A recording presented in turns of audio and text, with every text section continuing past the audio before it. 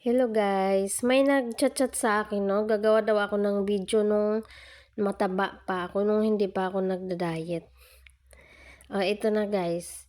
Ito yung last kong na-videohan ng katawan ko. 90 kilos ako dito guys.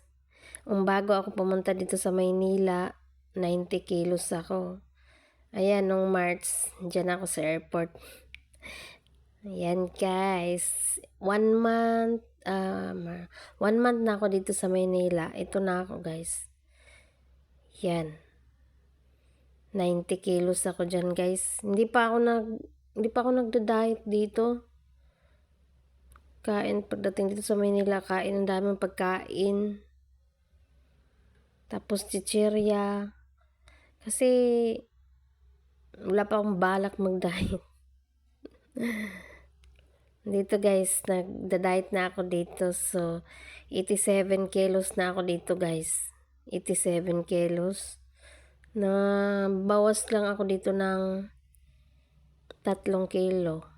Kasi dito guys, may ginagawa na ako. Pinagpawisan na ako. Kaya dito nagdesisyon ako guys na magda-diet na. Magbabawas na ng pagkain. Ng rice.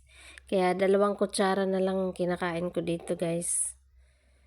2 kutsara tapos ulam na. Tinatanggal ko lang yung rice, maalat, tsaka sugar. Dito guys. Yan. Sobrang exercise ako dyan. Sobrang pagpawisan. Dito 75 kilos ako dito. 75 kilos kasi nagda-diet na talaga ako dito guys. And exercise. Kaya dito nung July, yan. Winala ko na yung rice dito. Yan. Nung August, hindi na ako nagra-rice dito. Pero minsan nag-cheat day. Kumakain ako ng chichirya. Chichirya. Busog ako dyan guys. Kaya ang laki ng tiyan.